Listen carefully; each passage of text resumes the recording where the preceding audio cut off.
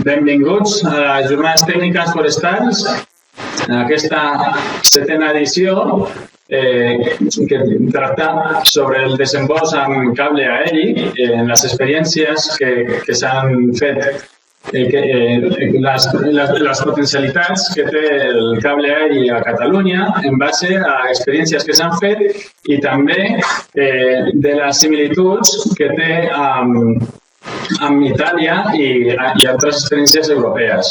A la jornada d'avui comptem amb la participació de Gerard Alcoberro, del Centre Tecnològic, també amb Gianni Pizzi, d'Itàlia, i també amb Francesc Cano, del Departament d'Agricultura. Aquesta és la 7a jornada tècnica d'aquest any, ja és la penúltima, i en aquest format digital i esperem que sigui de profit i entre tots puguem aprendre de les experiències que ens explicaran avui. A continuació us deixo amb Gerard Alcoberro i ens explicarà en detall. Moltes gràcies.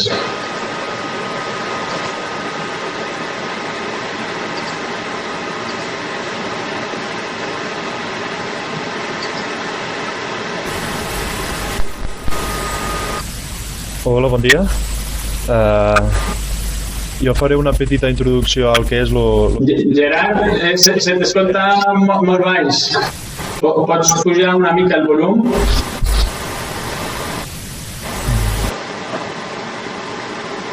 Tinc a tope.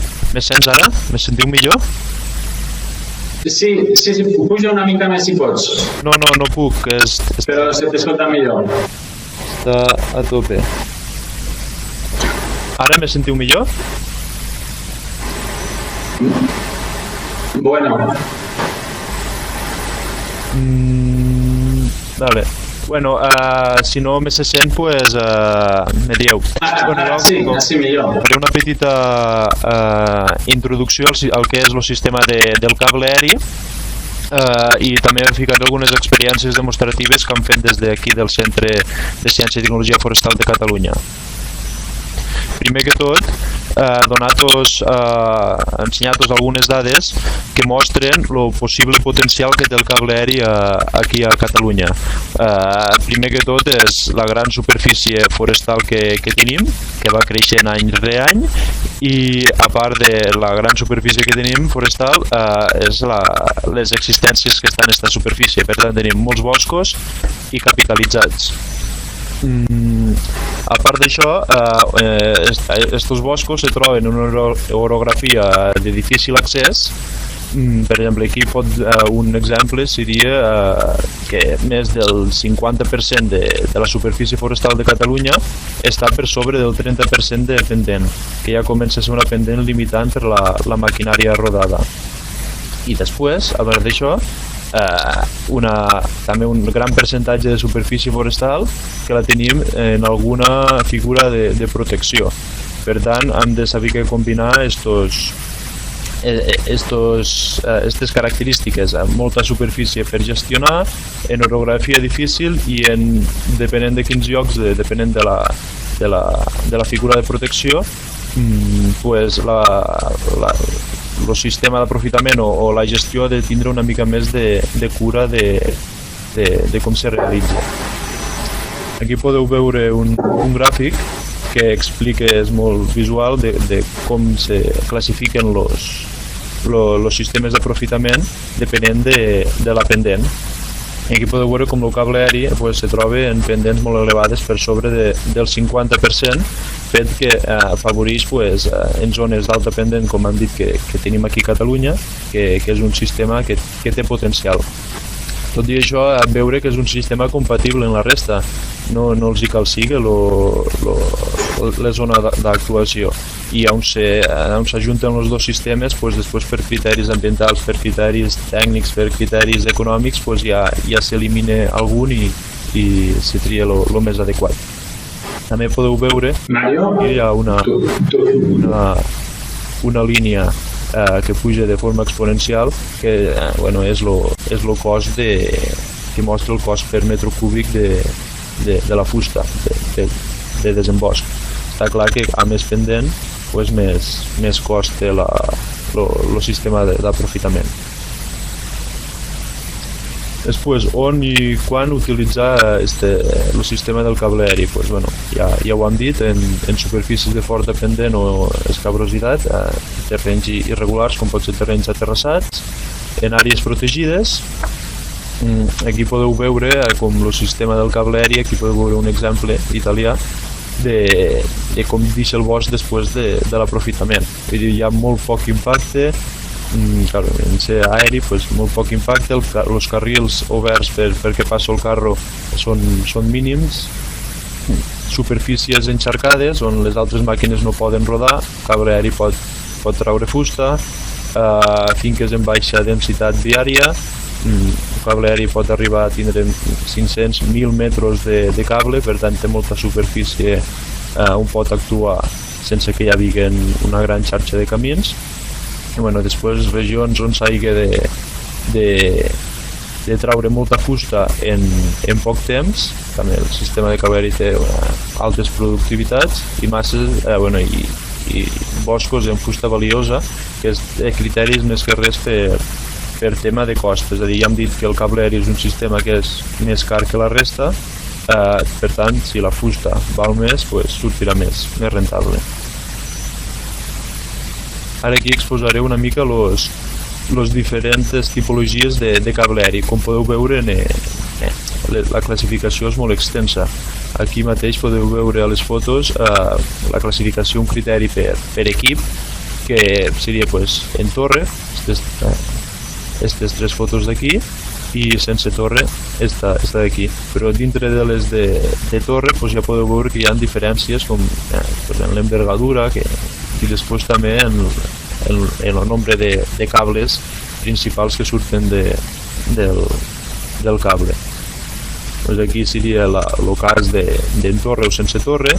Sense torre són instal·lacions que costen molt més d'instal·lar, per tant per amortitzar-les s'ha de traure molta més fusta, acostumen a ser potser instal·lacions més llargues, en més existències per a traure, i les altres en torre doncs poden ser, tot i que també hi ha en torre de gran envergadura, és a dir, de 1.000 metres,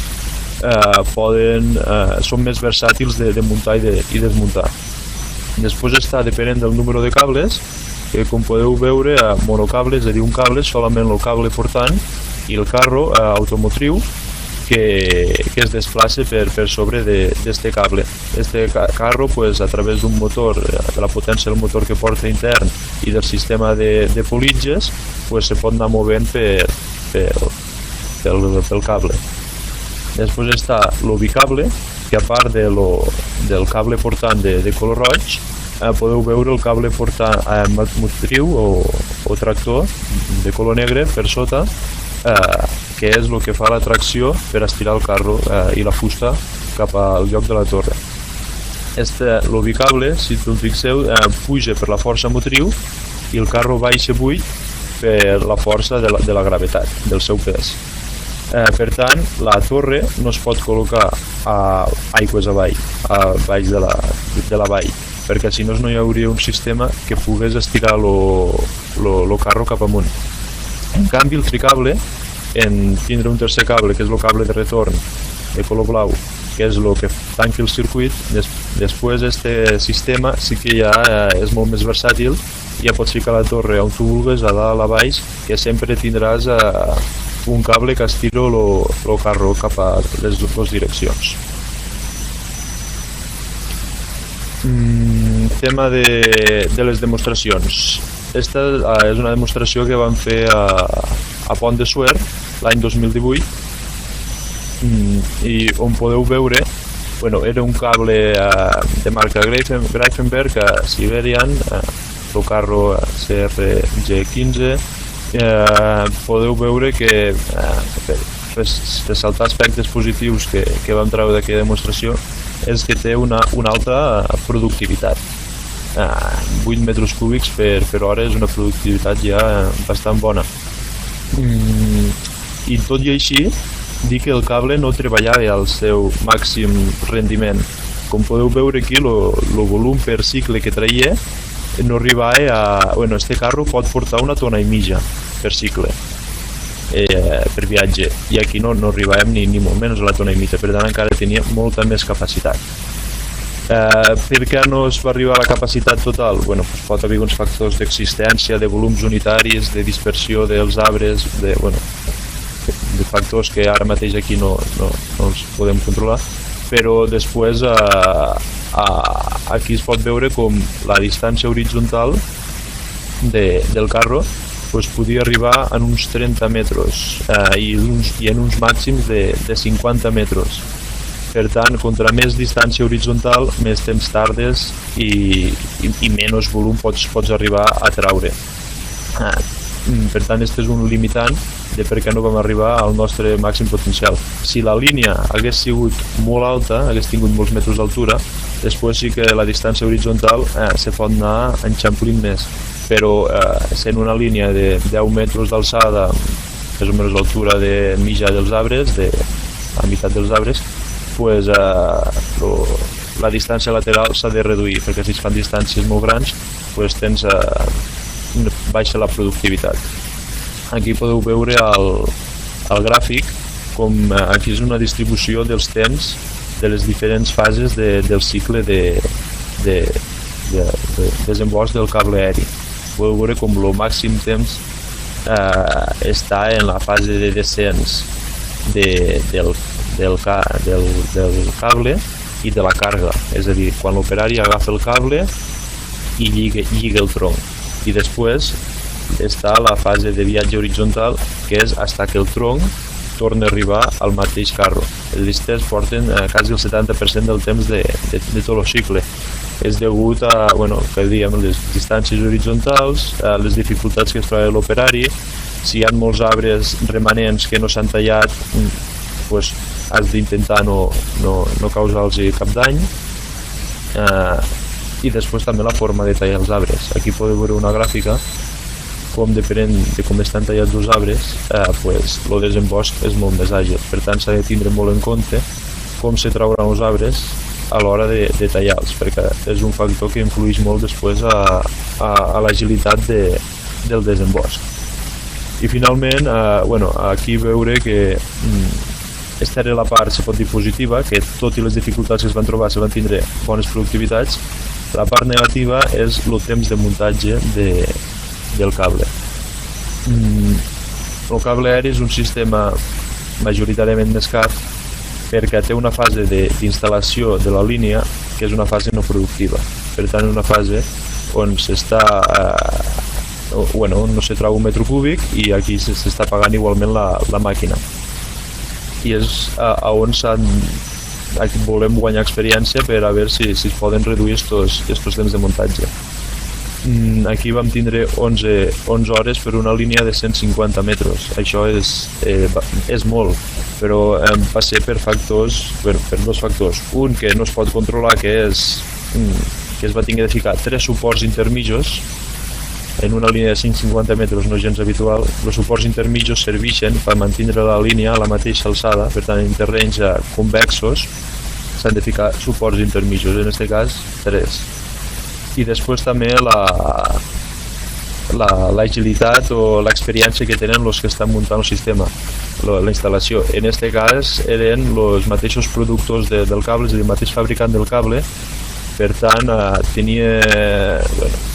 està clar que sabia muntar el cable perfectament, però li faltava una mica d'experiència a l'hora de treballar tots els dies a bosc i tindre l'agilitat per poder muntar la línia en menys temps.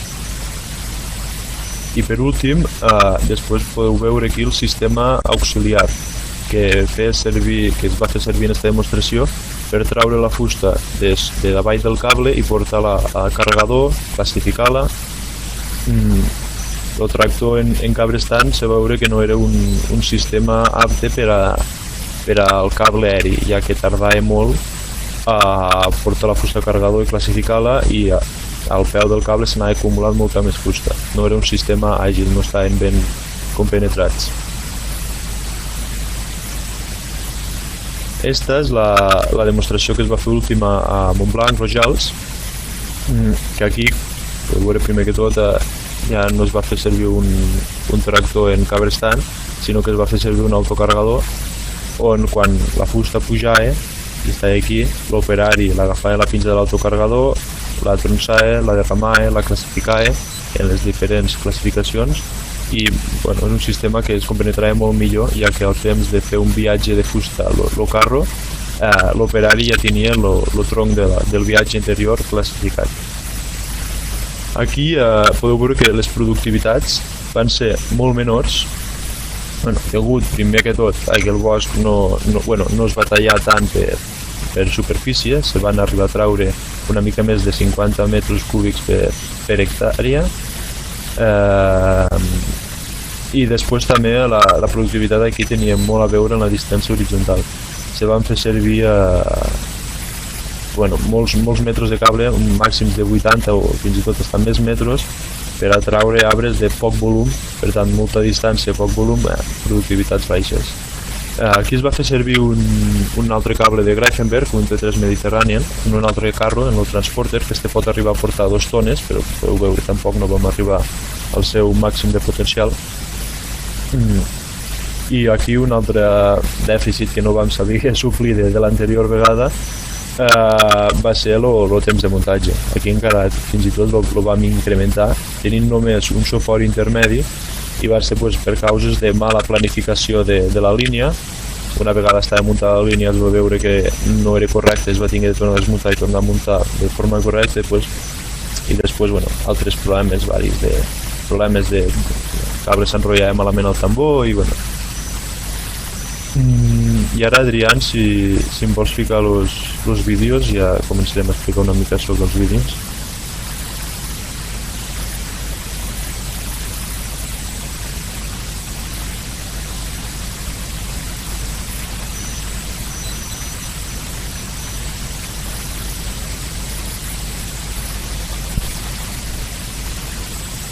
Adrián?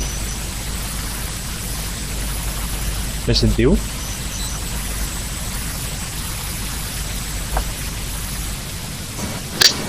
Per quin vídeo vols començar? Rojar el zoom mateix.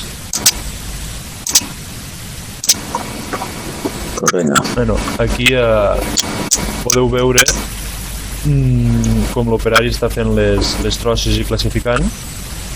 I dir que el T3 Mediterranean, que és este cable que esteu veient, és un tricable. Aquí podeu veure la politja, el cable portant, cable tractor i la de color roig, la del cable de retorn, però en aquest cas se va fer servir com a bicable, per tant no s'utilitzava.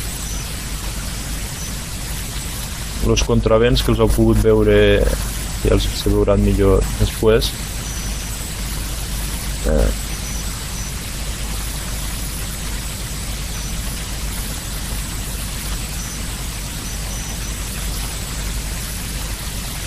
Aquí podeu veure el suport intermig, la sabata, i el carro que ara està, diguéssim, en la fase de descens del cable i lligar els troncs. Veureu aquí l'operari.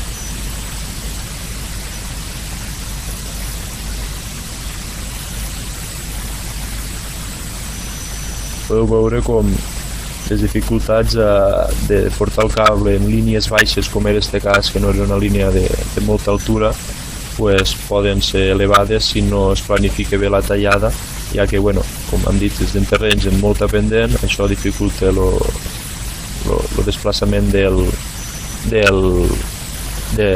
l'operari, i si hi ha sotabosc a distàncies molt elevades entre el carro i el tronc a lligar, tot fa que es dificulta i que es perdi molt més temps.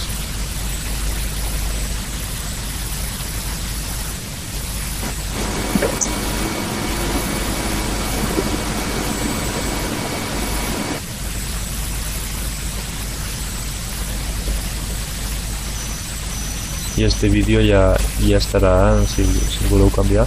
Aquí podeu...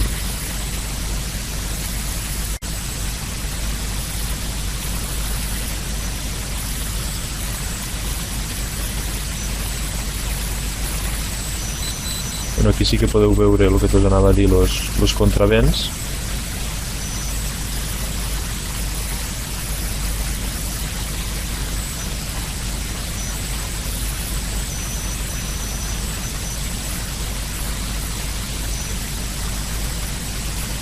La classificació de la fusta que té l'operari i, bueno, i després ara sí, este és el viatge carregat del propi del carro.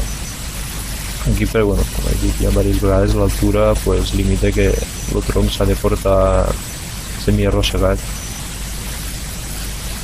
però com podeu veure el cable aeri permet que es puguen traure arbres sencers i si es té un sistema auxiliar eficaç, pues, processar-la aquí.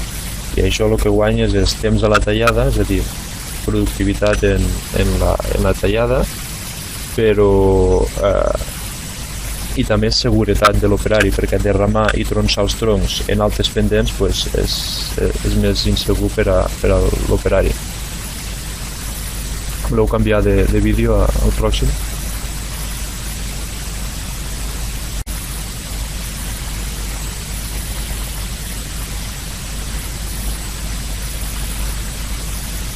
Este és un exemple de com s'ha de...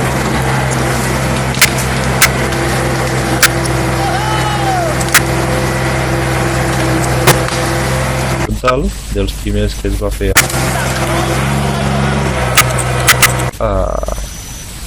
en algun arbre. És a dir, a l'hora d'assenyalar els arbres s'ha de tindre present també quin és el sistema.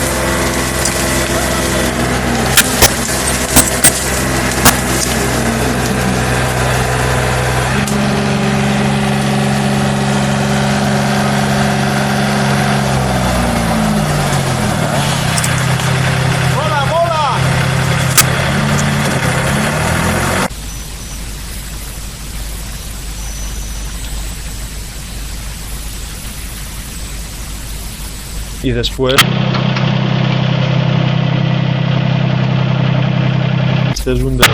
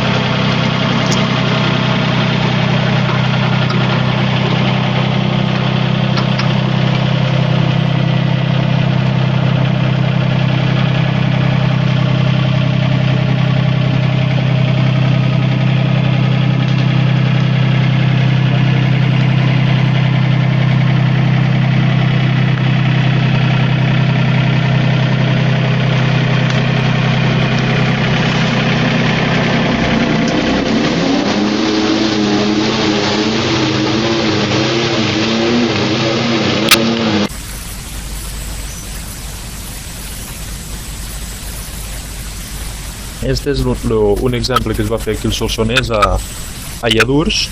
Este exemple sí que era un tricable. El carro està a la part dreta del vídeo i bueno, al final de línia a la part de dalt. Podeu veure el desplaçament. Este seria el cable portant, cable motriu, i a detrás, si us fixeu, està el cable de retorn, que és el que fa que el pujar el carro una vegada s'hagi desenganxat la fusta.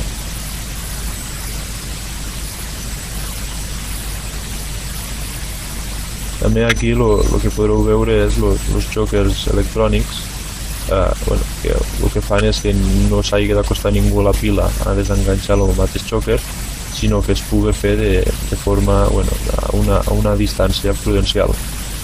I això pot també repercutir en el tema de seguretat, però també en tema de productivitat, ja que és molt més àgil. Aquí podeu veure el cable de retorn, com fa el retorn per a que pugui arribar aquí i pugui tirar el carro cap amunt.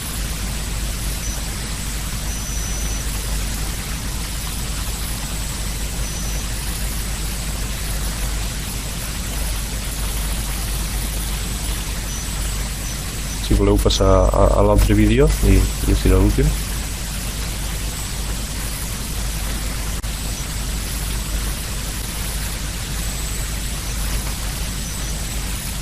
Aquí, en lloc de començar per baix de la línia, comencem per dalt. Aquí podeu veure l'anclatge final de la línia, i aquí la politja de retorn per al cable de retorn. Este és l'anclatge final, i aquí se pot veure el final de línia. Aquí es pot veure el final de línia. Aquí en esta zona és els últims metres de cable on pot arribar el carro. Aquí cap atrás ja no pot arribar. Per tant, la fusta s'ha de traure d'aquí cap a baix. Per detrás de l'arbre de final de línia no es pot desemboscar cap tronc. Aquí també podeu veure, se pot apreciar com l'impacte de la línia del cable és mínim. No deixa cap carril que pugui ser molt visible. Per tant, temes d'espais naturals i impacte paisatgístic, és un sistema idoni. I ja estarà.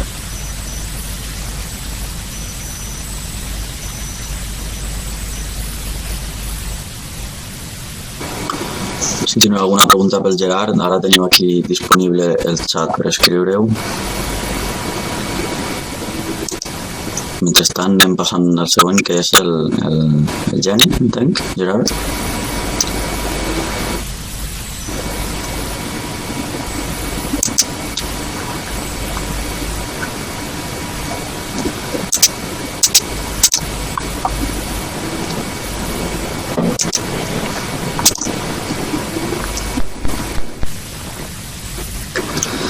Bueno.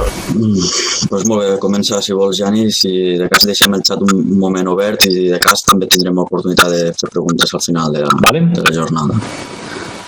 Ja sabem que el so del Gerard ha sigut una mica complicat, però no es podia fer d'una altra manera. Ho sentim. Vale, ¿me escucháis? Endavant, Jani. Vale, perfecto. Buen día a todos. Disculpadme hablar en lo que intenta ser mi castellano, no llego a más. Habrá bastante italianidad en esto, pero bueno, espero que se entienda. Pues yo voy a presentar un poco la situación del cable grúa en Italia, la historia también, y digamos qué parte de esa experiencia es útil para trasladar el cable grúa y digamos esa tecnología a Cataluña. Y entonces voy un poco a contaros un poco la historia, más para tener una curiosidad, pero también para entender por qué y cómo se ha desarrollado de la forma actual, el uso que hay ahora en Italia del cable grúa, de esas tecnologías, y qué tendencia de desarrollo hay, y focalizarnos un momento en los sistemas más livianos, que son los que se emplean en los Apeninos, que son las montañas que recorren a lo largo de toda la bota y que tienen condiciones más parecidas a Cataluña que no los Alpes, que son de bosques bastante grandes. Pues en la historia hay un montón de posibles comienzos de esa tecnología. Un día en el Politécnico de Madrid encontramos un libro donde decía que el primer cable grúa para sacar madera en el mundo fue en Italia, en el Vesubio, en el volcán Vesubio, sacando castaños con un cable claramente de material vegetal, porque estábamos en 1400.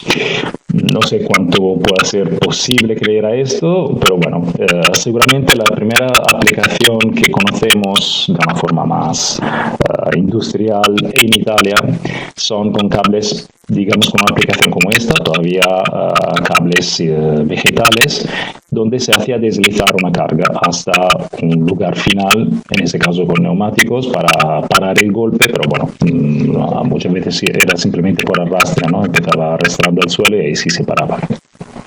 En 1834 se inventaron los cables de acero, que claramente revolucionaron todas aplicaciones de ese tipo, porque un cable de acero no se arruina, no se desgasta tanto cuanto un cable vegetal, haciendo, por ejemplo, una función como esta de puro deslizar de un material sin ninguna polea. Y en 1892 se introdujeron un sistema teleférico en Valtellina, que es un valle de los Alpes italianos. El nombre del valle es también el nombre del tipo de cable grúa, en los Alpes es muy famoso, y básicamente es un único cable con dos poleas al principio y al final que va moviéndose, entonces la carga va hacia abajo mientras otro punto de enganche sube hacia arriba. Tiene un sistema de frenos y de parada final, digamos, del material cuando llega, y claramente es una instalación fija. Entonces yo puedo bajar la madera desde arriba hacia abajo, solo en esa dirección, y para mover esa línea pues son igual meses y meses de trabajo para construir una nueva línea. Entonces eran para aprovechamientos muy grandes y en condiciones muy particulares.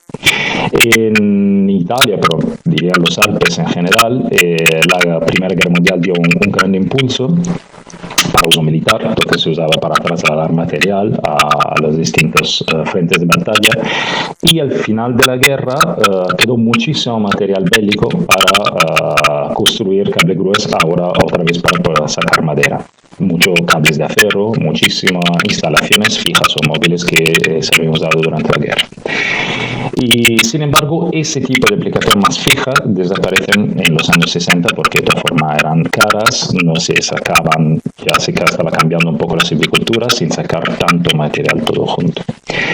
En los años 40, un suizo, Wissen, desarrolló el primer cable grúa. La diferencia es que ahora hay un motor. Entonces estamos con lo veis aquí, un trineo que sujeta, digamos, un cabrestante motorizado, que entonces ya es una máquina real y que permite sacar, por ejemplo, material de manera mucho más controlada, mucho más eficiente, y además se puede mover y poner de manera mucho más rápida en el lugar estratégico donde quiero sacar el material. Esta tecnología se desarrolla rápidamente y se va difundiendo. Por ejemplo, el que veis aquí abajo es de producción italiana, posiblemente una copia de la idea de Wissen, y empiezan también a desarrollarse unos carros sencillos. Entonces, aparte el sistema de tracción con ese cabrestante, también el sistema de poleas y que permite bajar y subir una carga y trasladarla a lo largo del cable vía. El cable vía sería el cable principal, que es un cable fijo ahora, que ya no se mueve. Y en los años 60, más o menos, empiezan a aparecer las primeras soluciones, digamos que podemos ya considerar modernas, que son grupos motrices móviles, es decir, un sistema de mucha movilidad con una torre, como veis aquí. Esta es una máquina militar, es un tractor de artillería de la Segunda Guerra Mundial del ejército italiano, que después de la guerra fue reconvertido y llevaba entonces una torre. Eso permite, como había explicado Gerard, permite simplificar la instalación, porque ya no necesito engancharme a árboles en los dos extremos como pasaba con el sistema de cabrestante con trineo, sino que me permite tener una torre y engancharme al árbol al final de la línea. Son todavía máquinas claramente lentas, sobre todo porque tienen transmisiones mecánicas que no permite cambiar rápidamente la velocidad o el sistema o la dirección de trabajo. Pero con respecto a las máquinas anteriores son una revolución, porque permite instalar la línea en muy poco tiempo. Eso del muy poco tiempo que realmente es muy relativo, y lo hablaremos un poco, como decía Gerard. Puede pasar con máquinas muy modernas como la que hemos usado en Pont de Suert, puede pasar de tardar 11 horas en instalar una línea, pero los profesionales normalmente tardan mucho menos, y entraré un poco más en el detalle después. Y al final de los años 70 hay un gran desarrollo, después en los 80-90 llegan los tricables, como decía Gerardo, entonces máquinas que pueden sacar hacia arriba y hacia abajo en cualquier dirección, o inclusive sin pendiente, porque a este punto son independientes de la gravedad, y aparecen también los primeros carros motorizados. Entonces estamos en pleno desarrollo tecnológico de esa tecnología que está realmente entrando en el uso de la saca de la madera en los Alpes. Ahora estamos hablando de todas formas de los Alpes como área de aplicación. Y se llega al punto que ahora las estadísticas dicen que en países como Austria o las regiones alpinas de Italia como Trentino o Lombardía o Piemonte, entre el 40 y 50% de la madera, normalmente 44-45%, se saca con cable grúa. Y lo demás se saca con sistemas más tradicionales, que pueden ser tractores con remolque, con cable estante o autocargadores. Así que tiene un papel muy importante en estos países, en esas condiciones de montañas claramente con mucha pendiente, con árboles relativamente grandes y digamos son condiciones muy favorables a su uso porque para cualquier máquina forestal, pero el cable de grúa tal vez en particular, depende mucho en su efectividad, en su conveniencia económica y técnica del tamaño de las plantas que se sacan, por lo menos las máquinas más tradicionales. Entonces, cuanto más grande los árboles, más productiva y de la intensidad de la corta. Entonces, cuanta más madera bajo la línea, que la línea no es flexible, una vez que la instalamos, ahí estamos sacando la madera, y entonces cuanta más la masa, cuanto mejor amortiguamos el tiempo que hemos invertido en instalar la línea y después en sacarla. Pero también aquí, digamos, hay entre comillas excepciones, o por lo menos se extiende mucho el marco de conveniencia económica y de aplicación de esas máquinas. Y pues esas máquinas ahora, los cablegrúas en Italia, hay algún estudio que intenta capturar, entender cuánto hay, porque bueno, si le preguntas a los productores, muy difícil que te vayan a decir un número de cuántas han vendido o cuántas están trabajando, y sin embargo es interesante entender qué papel tienen en el sistema productivo forestal, en este caso italiano, pero bueno, del país que estamos considerando. En ese estudio de un colega de mi instituto del 2013, así que tiene cerca de 10 años, los datos igual son un poco anteriores, así que digamos que un estudio es una fotografía de hace 10 años del sistema italiano. En los Alpes se contabilizaron casi todos los Alpes, falta una o dos provincias, 1.200 empresas que sacaban 3,5 millones, cerca de 3,3 millones de metros cúbicos por año, que tenían una inversión promedio de maquinarias de 107.000 euros, así que no muy alta, si lo consideramos como promedio, pero claramente aquí hay de todo, empresas unipersonal, donde es solo una persona, que toda la empresa, o dos hermanos, hasta empresas que tienen muchos empleados, así que este es solo un valor promedio. La máquina que domina, igualmente que en Cataluña, el panorama de equipamiento es el tractor, 1.800 tractores, así que más de un tractor por empresa como promedio, con cablestantes y remolques. Esta es la base de trabajo. Sin embargo, hay 359 cablegrúa. De estos, 129 son máquinas con torre, así las máquinas más modernas, más eficaces, más caras también, que permiten un sistema de trabajo muy profesional, muy efectivo. Esto, digamos, lo confirma el hecho que las empresas que tienen cable grúa, según la encuesta de este estudio, producen prácticamente el doble de metros cúbicos anuales que las empresas que no tienen cable grúa. Eso se puede ver a muchos aspectos, claramente. Como decía, es un valor promedio en un número muy alto de empresas. Claro que la empresa pequeña, unipersonal, que solo tiene un tractor, va a tener una productividad muy baja, igual va bajando ese valor promedio de las empresas que no tienen cable grúa. Pero es interesante para, digamos, por lo menos explicar un poco la dinamicidad. Las empresas que tienen cable grúa son seguramente empresas más profesionales, más especializadas y además que tienen la posibilidad de acceder a bosques donde los otros no llegan, porque el cable grúa permite llegar a lugares muy lejos de la carretera o en bosques muy accidentados donde las máquinas no pueden entrar, y entonces permiten a esas empresas de trabajar sí con tractor de cablestante si el bosque está al lado del camino, pero también llegar mucho más lejos y entonces poder comprar bosques que los otros no pueden comprar.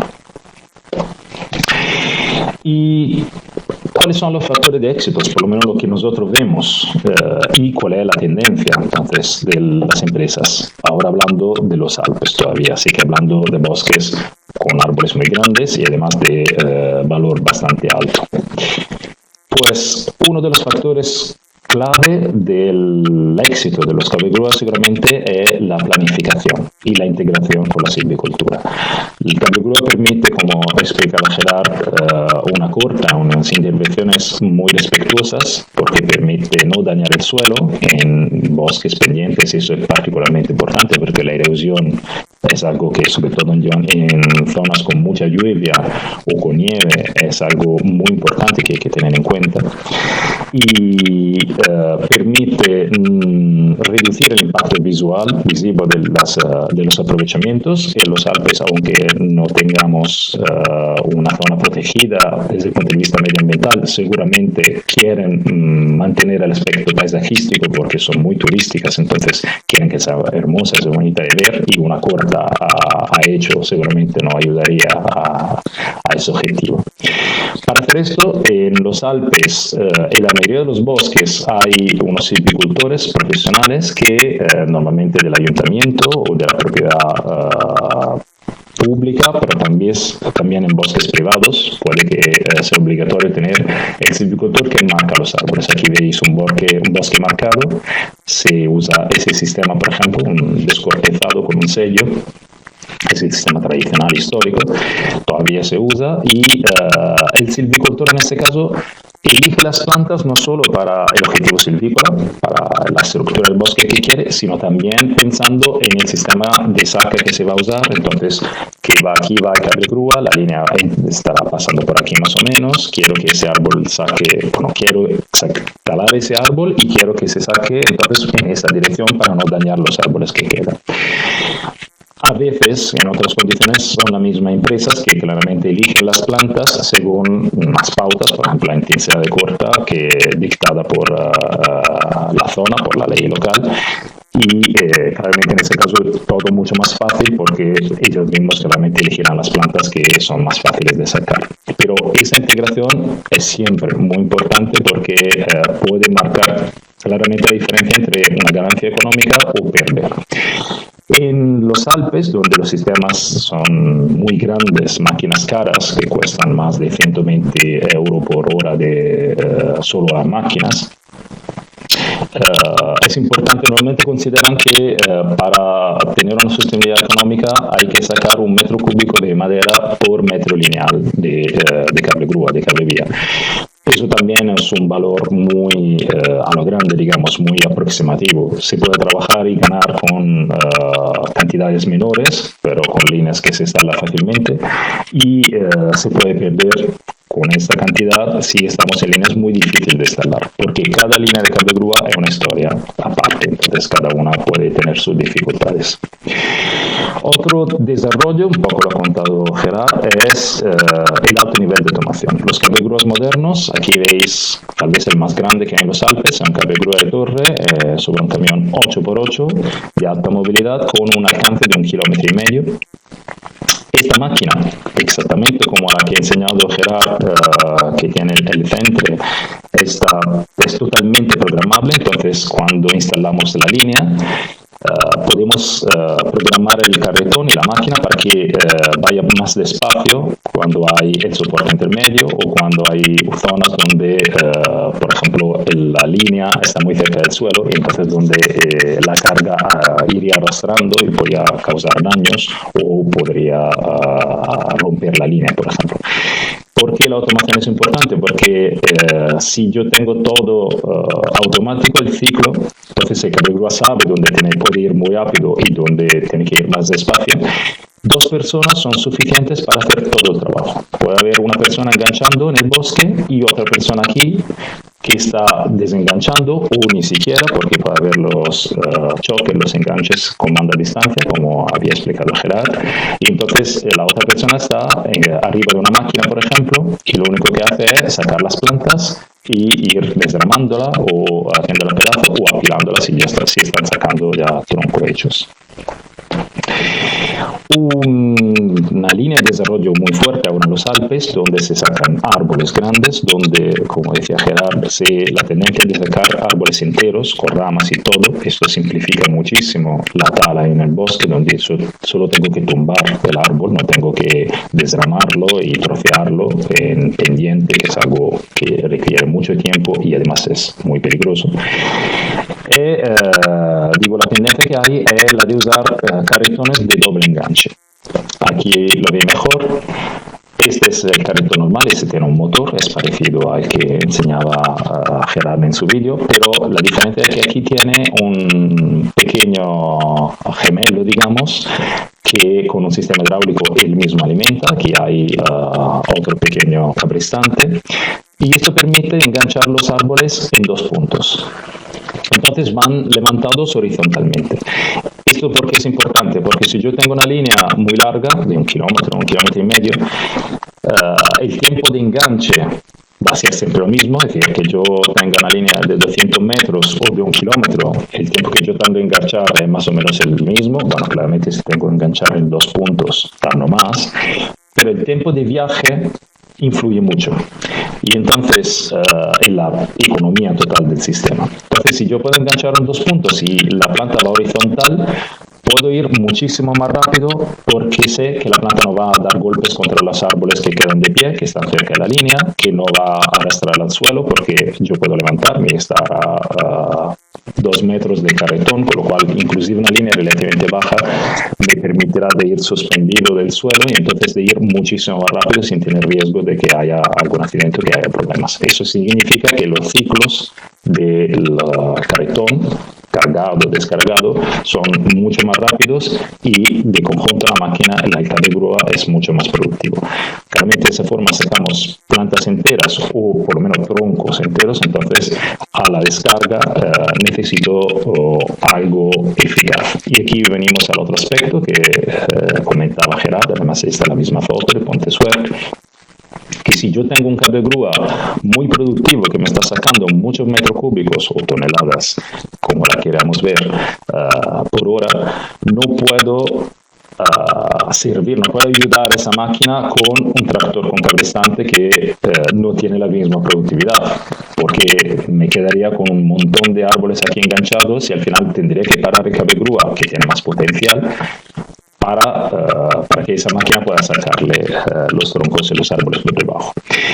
Y entonces hay una integración de maquinaria. En los Alpes volvemos a máquinas muy grandes. Aquí veis, aquí estamos en Italia, pues ese cable grúa no tiene un sistema suyo, pero en ese caso viene apoyado hasta por una harvester que se ocupaba de procesar todas las plantas y de surtirla, de clasificarla y de hacer las pilas.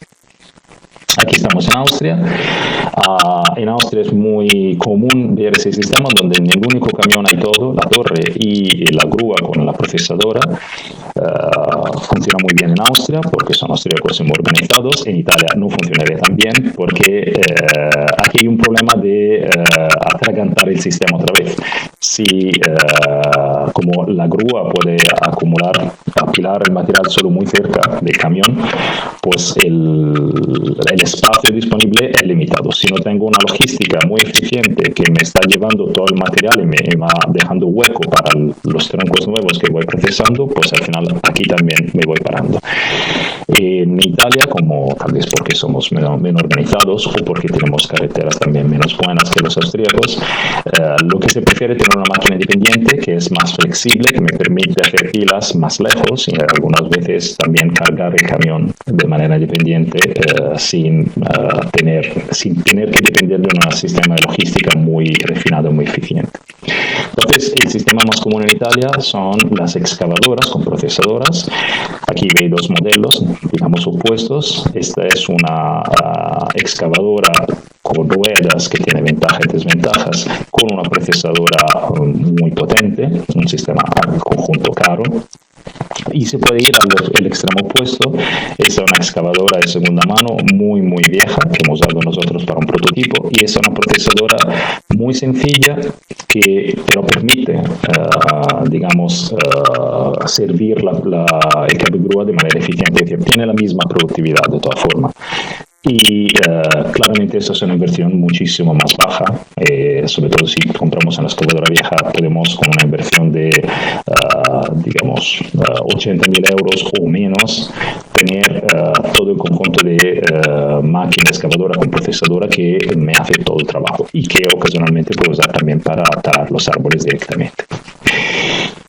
Y este es un aspecto importante. Entonces, pasando un poco de los Alpes a los Apeninos, y entonces algo que nos interesa porque es una experiencia que podemos comparar con Cataluña, donde los árboles son más pequeños que los Alpes, donde la madera vale menos que los Alpes.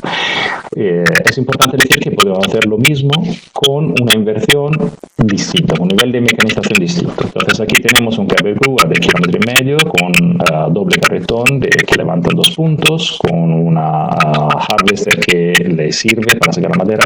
Aquí tenemos lo mismo, pero mucho más pequeño, que cuesta mucho menos, tiene una productividad más baja, pero al final cuesta menos, tiene una productividad más baja, tal vez considerando la madera que hay, bueno, no tal vez, seguramente considerando la madera que hay, los tipos de bosques, la cantidad de madera que saco de cada línea. Eso es un sistema mucho más sustentable en el Apenino.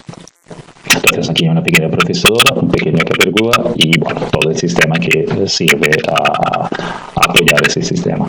Eso no quiere decir que sea menos profesional. Aquí veis en el Apenino una condición que perfectamente podría ser Cataluña. Hay un pequeño cable grúa, el de antes, una pequeña procesadora, con una excavadora de 8 toneladas, me parece que es esta, y además otra que va haciendo las pilas y cuando llegue el camión, cargando el camión. Los espacios son muy pequeños, como veis se va amontonando tanto la biomasa, los residuos, en ese caso también se está sacando plantas enteras para mejorar todo el sistema.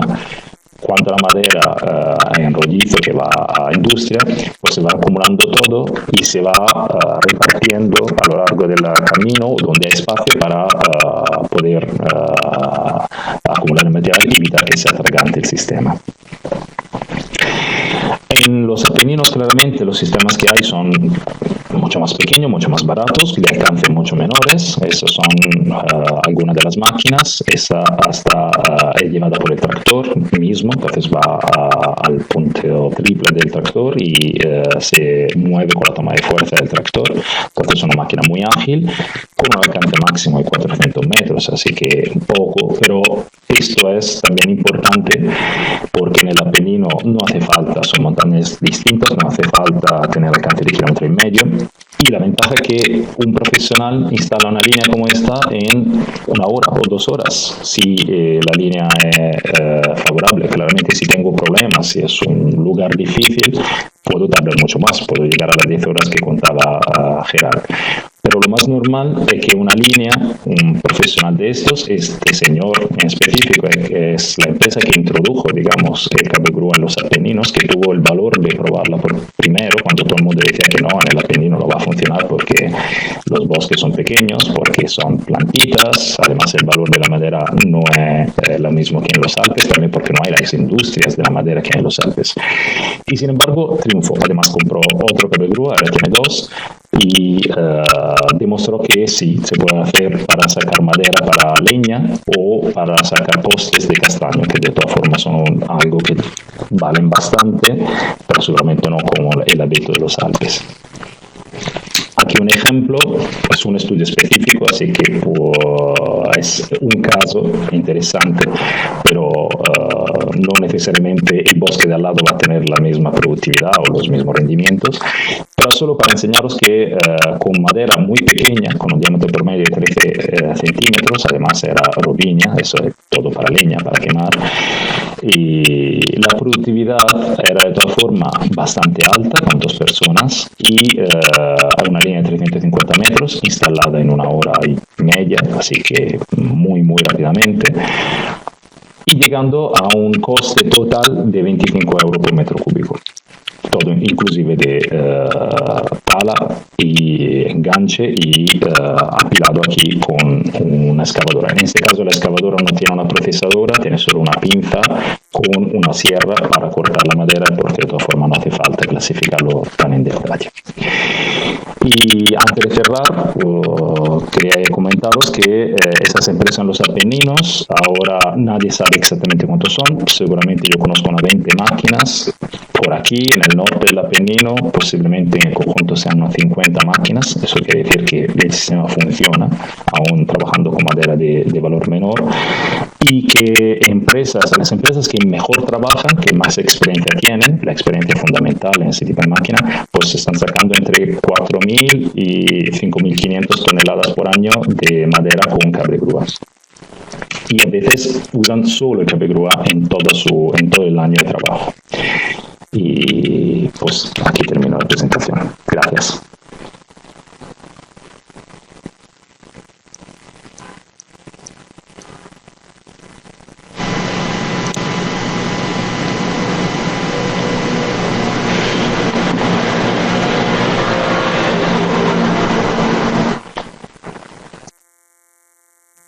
Gràcies, Jani. Paco, quan vulguis pots començar a preparar-te.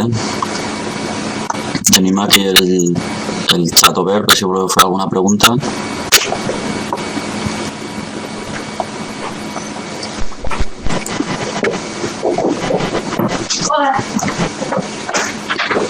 Endavant, Paco, quan vulguis. D'acord, doncs bon dia. Em toca acabar les explicacions del Gerard i del Jani, que bàsicament és per confirmar si després de totes aquestes explicacions al cable aeri li veiem potencial. Alguns ja sabeu que des de fa dècades que ho estem intentant, que ho hem fet ja en 2 ocasions, aquesta serà ja la tercera. Som clars defensors de que és interessant i és el que intentaré demostrar en els propers 10 minuts.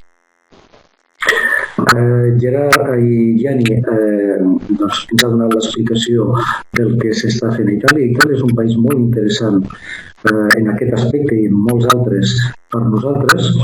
Clar, ha parlat de les zones alpines. Les zones alpines compten amb magnífics boscos que a més han tingut al llarg de bastants dècades bons tractaments, per tant és una bona estació i a més amb bons tractaments, per tant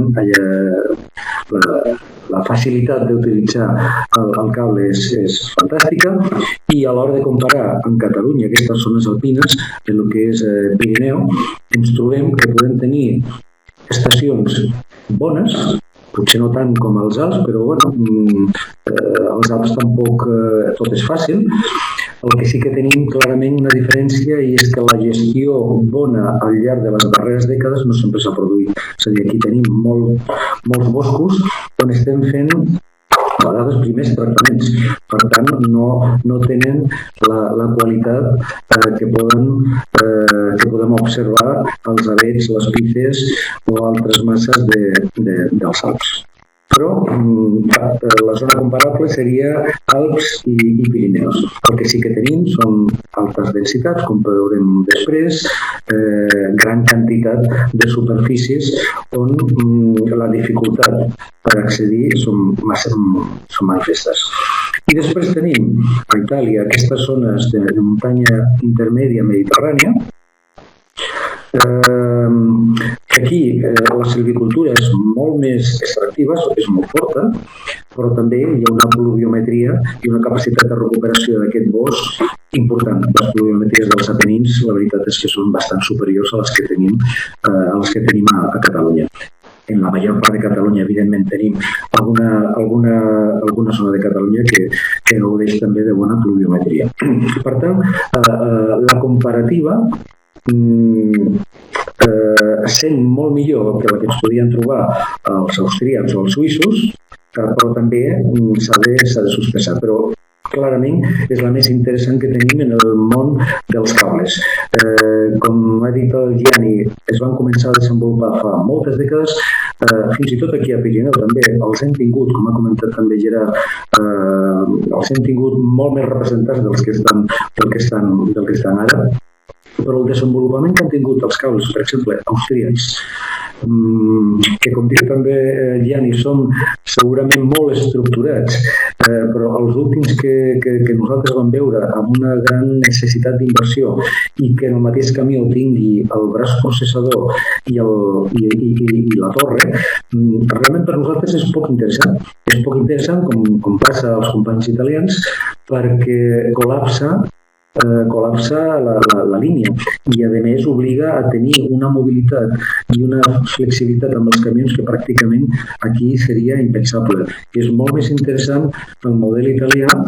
Jo quan vaig veure el sistema que hi havia la inversió del cable però també la inversió després per poder treure la quantitat que va concentrant el cable, fins i tot el mateix operari, vaig veure que hi havia molt d'interès. Doncs, com us deia, l'exemple italià l'hem de seguir de prop perquè és molt interessant. La quantitat de cables és espectacular, és a dir, ja ens parlava de 359 cables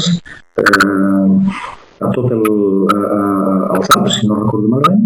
És que nosaltres pràcticament a l'Estat que estiguin funcionant en l'actualitat igual no en tenim cap, sobretot els que són de 200 metres en amunt. És que pràcticament jo diria que ara no tenim cap. Els bascos que el van començar a servir, que justament va ser el que van fer servir després també a Catalunya, però pràcticament el que sé és que està parat, no s'està fent servir, i un altre cable també més curt que va comprar taxa, però perquè diferents motius i no perquè no sigui interessant, també està aturat. Per tant, d'aquests 350 cables a no tenir-ne cap, evidentment semblaria que hi ha d'haver camp per recórrer. Mirem com tenim el panorama català, com per concloure si fa falta, si convé i quin camp té per recórrer.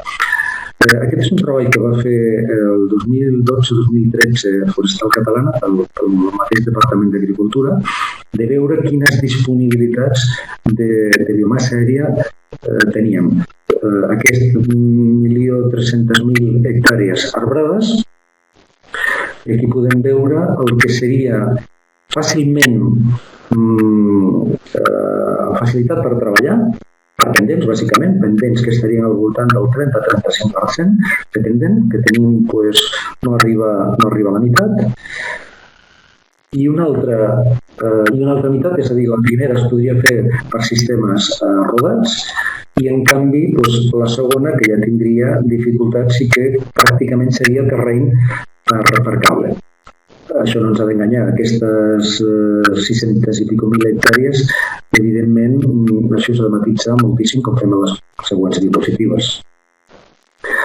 Quines d'aquestes superfícies tenen una fracció de cabuda coberta que faci interessant fer qualsevol tipus d'aprofitament. En aquesta diapositiva ho podem veure que aquí ja s'està reduint la superfície amb una fracció de cabuda coberta del 75%. Però encara podem matisar molt més aquestes cartografies. Per exemple, amb les existències totals. El cable grua necessita, com ha comentat Gianni i Gerard, una quantitat de tones o metres cúbics. Gianni esmentava la xifra del metre cúbic per metre lineal de cable, que és orientatiu. Però el que sí que ens està indicant és que has d'entrar en boscos capitalitzats. Per això aquesta diapositiva és interessant per veure les existències que tenim el que és la cartografia dels boscos de Catalunya, i que ens dona una capitalització, unes existències de quasi 150 milions de metres cúbics. Mireu els colors grocs, taronges i vermells on se concentren aquestes densitats importants o aquestes concentracions d'existències. Però la següent diapositiva encara és més interessant perquè el que ens planteja ja és la quantitat a extreure. Aquí sí que és interessant, això sí que ho sabem, que pel que el cable sigui rendible, etc., acostar-se als 100 metres cúbics o tones verdes en amunt. I aquí sí que ens hem de fixar en els colors blaus, s'han de fixar els colors blaus de l'Alt Pirineu, en els colors grocs, en els colors taronges de la Vall d'Aran. S'han de fixar els ports, el sector de Montblanc Prades, curiosament el sector de Collserola i de l'Ordal, a la zona de la Selva, i després també entre el que seria Vic, Olot, la part alta del Pla de l'Estany, són ja més puntuals.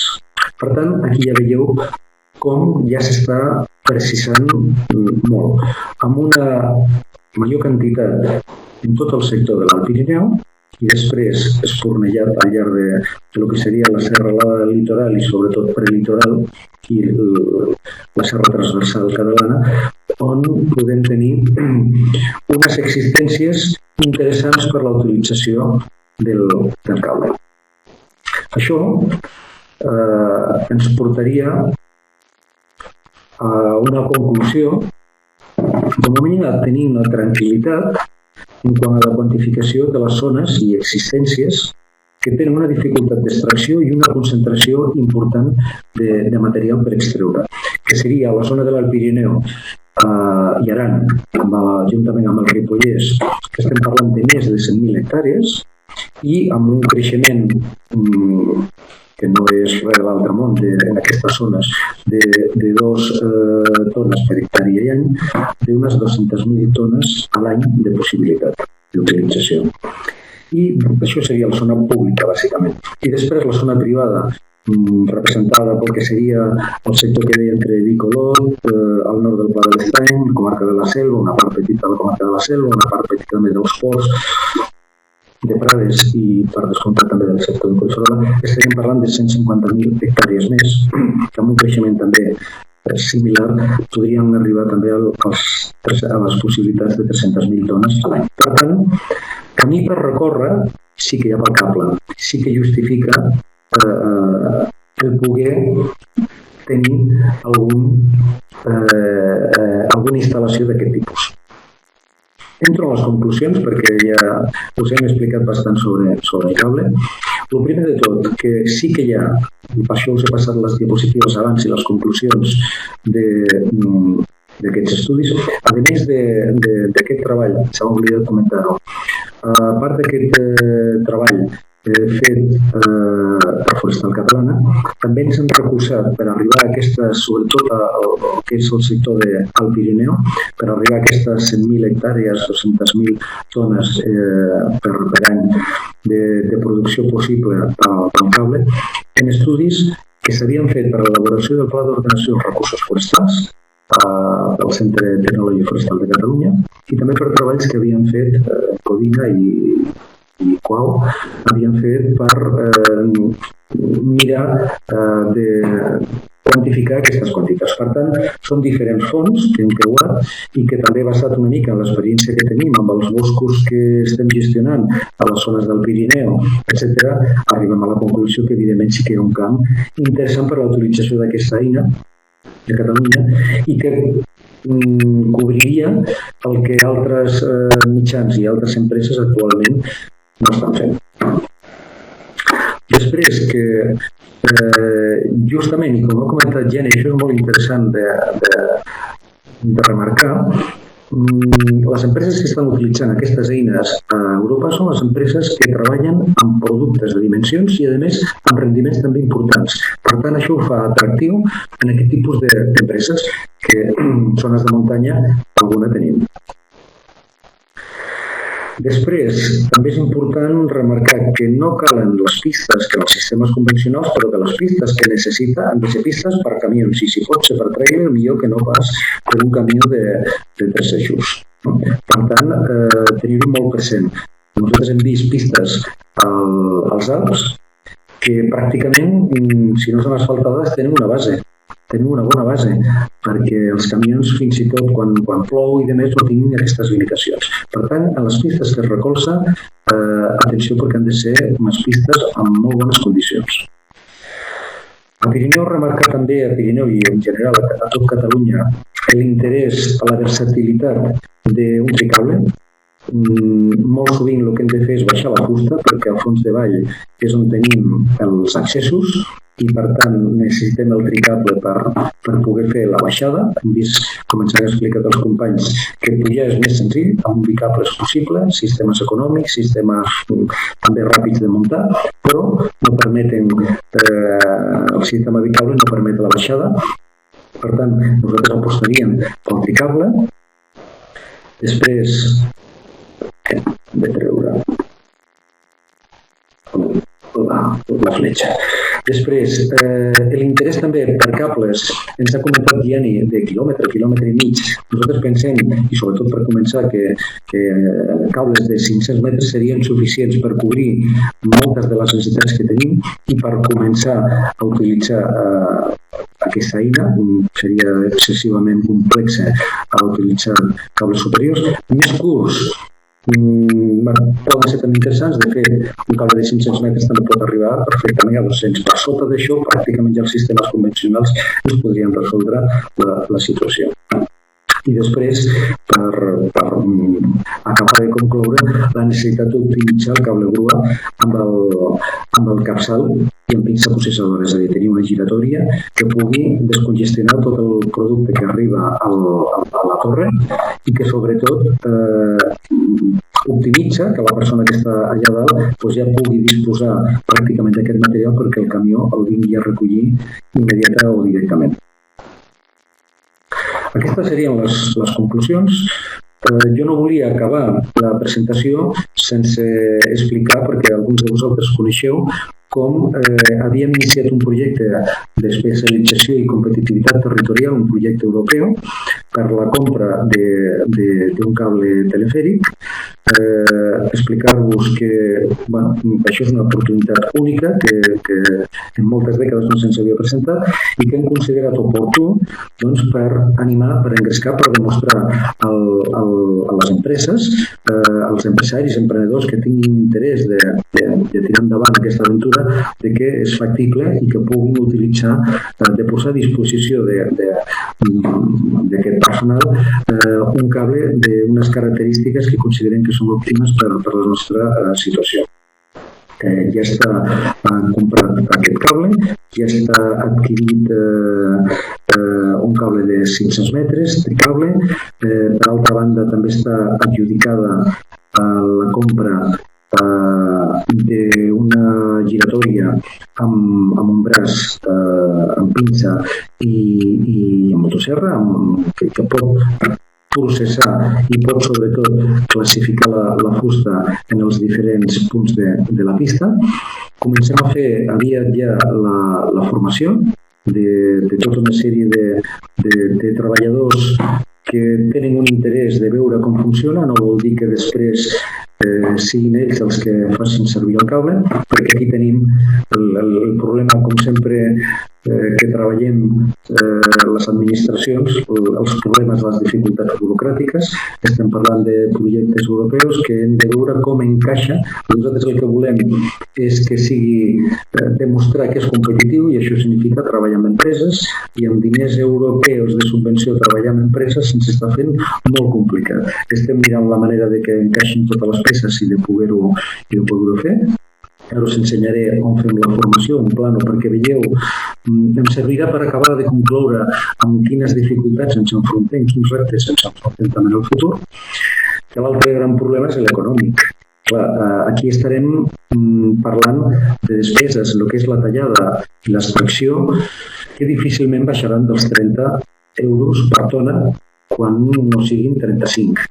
A ningú se l'escapa que sigui del sector, que si això l'afegeixes al transport, pràcticament el propietari li està quedant poc. Quan és una fusta de molta qualitat, estaríem parlant que li queden 8, 9, màxim 10 euros. Per tant, aquí també hi ha un problema econòmic que hem de poder resoldre i que molts pensem que va en la línia de poder recolzar aquest tipus de treball, recolzar-lo, és a dir, si el treball ja s'aplica en la irregularització d'un bosc, en un tipus d'intervenció que ja disposa d'una subvenció, pràcticament ja seria factible.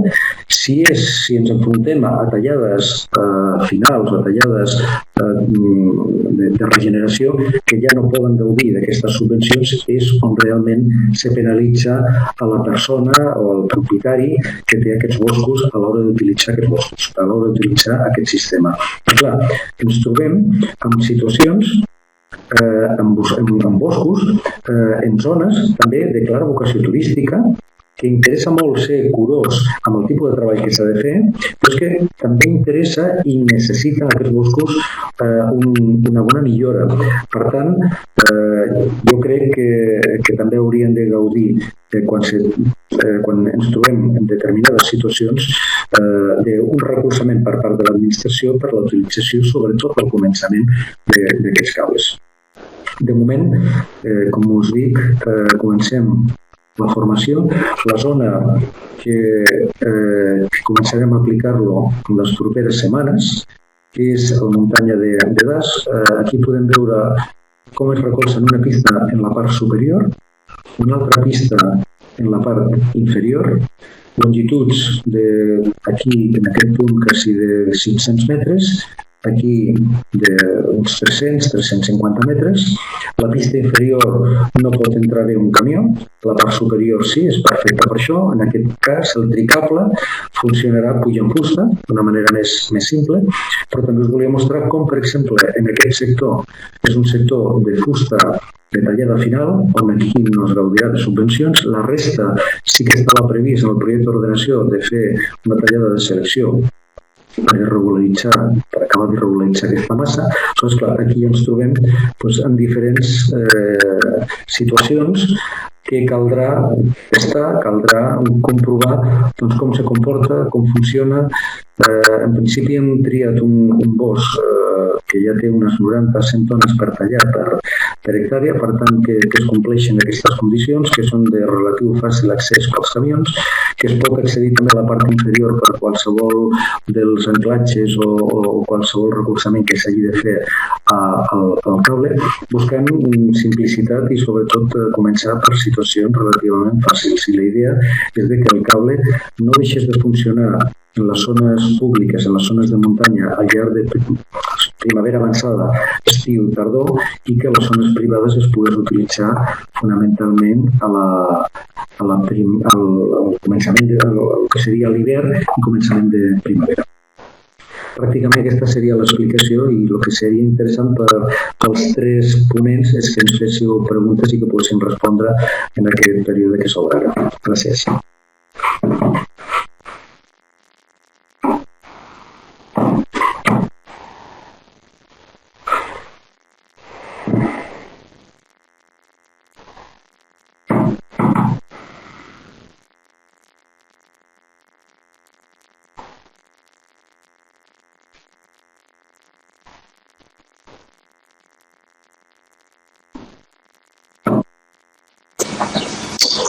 Paco, pots veure la pregunta aquesta que t'hem assignat ara fa un moment? A veure...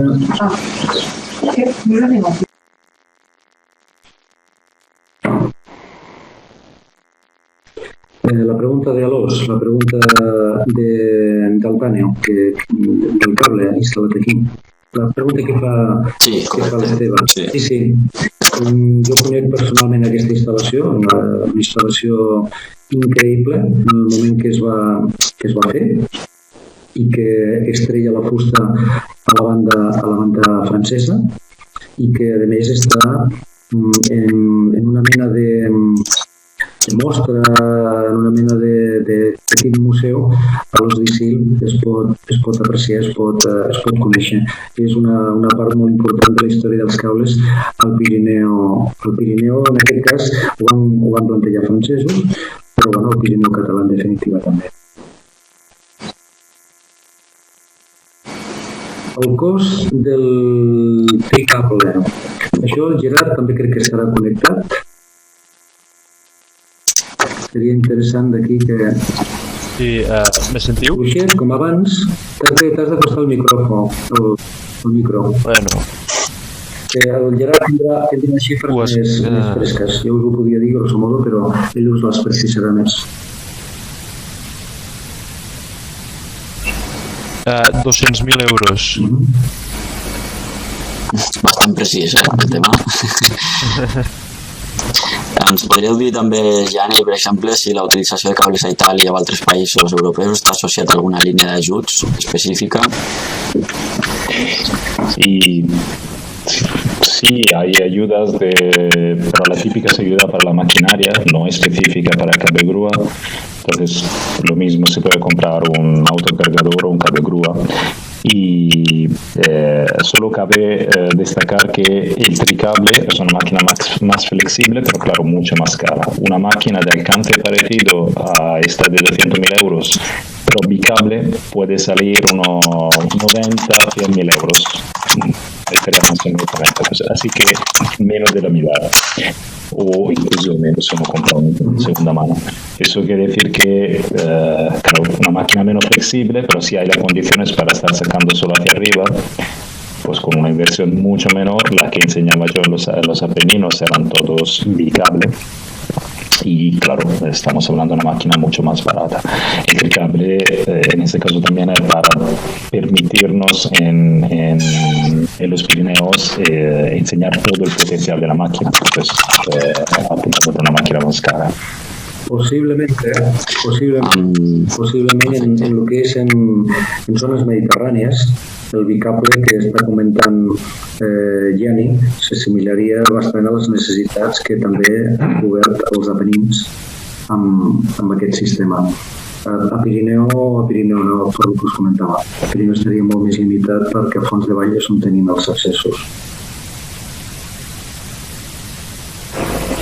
I també per comentar el tema del carro, o sigui, no només la complexitat del cable, sinó si tots hi heu fixat, els carros que sortien en bicables eren molt més senzills, pesaven molt menys, que estan fets porten menys fusta, però els anclatges també han de ser arbres més petits, no necessita un anclatge molt gran per poder instal·lar la línia.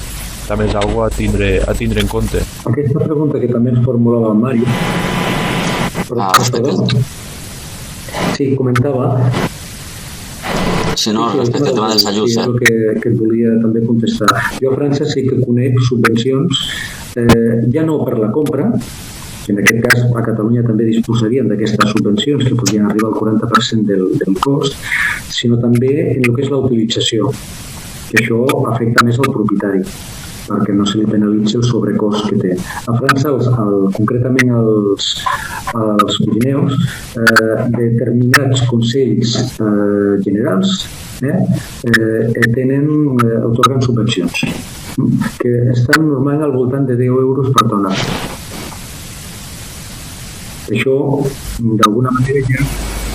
Sí, la pregunta anava una mica més per aquí, no? Si els ajuts eren més aviat sobre l'acció, sobre el desembost, i no tant sobre l'adquisició de la maquinària. És molt interessant perquè d'alguna manera compensa el sobrecost que té el cable i que en zones que interessa intervenir per millora de tota mena i per qüestions multifuncionals, doncs que aquell propietari que no estigui en inferioritat de condicions respecte del que seria un ús que seria més lesiu per a aquell sector, perquè segur que fent ròssecs i fent zones de treta igual se podria extreure, però que d'aquesta manera, lligat a una silvicultura fina, doncs aconsegueixes temes turístics, temes de biodiversitat, etc.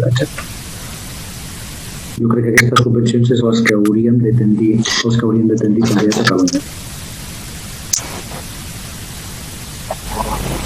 I també lligat una mica al tema dels costos, hi ha una pregunta que parla de que per avaluar el tema econòmic potser caldria quantificar també el risc d'incendi elevat que tenim.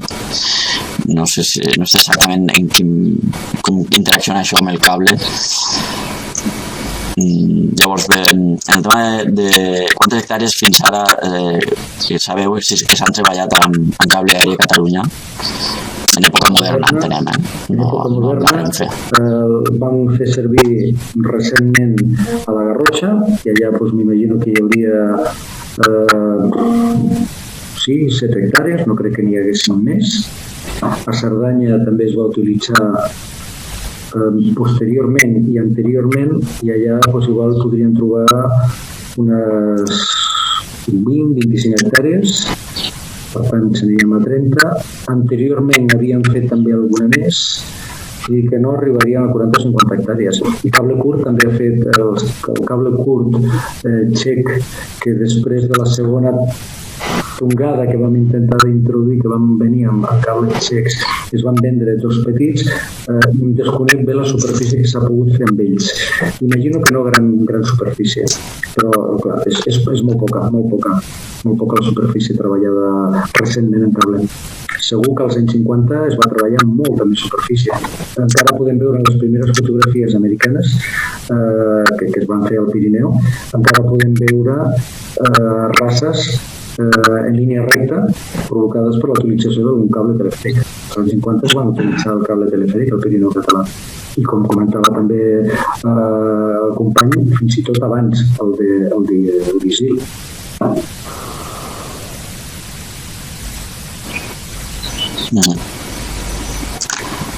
Molt bé, doncs de moment no tenim cap pregunta més. Si teniu algun comentari vosaltres mateixos... Bueno, doncs que els propers anys...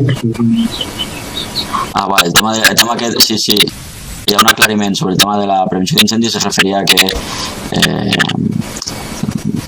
l'acció en el territori cal contemplar tots els escenaris, potser la prevenció d'incendis també seria prioritari per finançar. Segurament, a l'hora és un tema més de governança global, no té res a veure amb el mètode. El que hi hagi un suport públic en aquest tipus de treball, evidentment, un tema també de prevenció d'incendis i sobretot de les últimes mobilitzacions que Graf estan realitzant a les zones d'alta muntanya, a les zones de muntanya, que consideraven anteriorment que estaven exemptes d'aquest gran risc i que ara veiem que no, doncs aquí evidentment també estaria justificat. Jo el que comentava, no sé si hi ha alguna pregunta més, no. El que comentava és que tenim el repte dels propers mesos de posar en marxa el cable que el centre tecnològic ha tingut la valentia d'adquirir i que ara ha de posar en marxa, hem de ser capaços de salvar de moment els problemes amb els que ens estem trobant. Jo espero que més que demostracions, jo estic una mica tip, això el Gerard ja ho sap, de fer demostracions, jo el que tinc ganes és que el cable ja estigui treballant de forma comercial, de forma productiva, de forma normal. A mi m'agradaria que dintre d'un any doncs qualsevol empresa, qualsevol professional que vulgui veure com funciona el cable, doncs que ja li puguem adreçar un lloc a un altre i a un grup de treballadors que li puguin mostrar i que ja no sigui tanta teoria sinó la realitat dels companys italians ja portada a la pràctica i amb hores de funcionament i amb diners al darrere que demostren que la cosa funciona.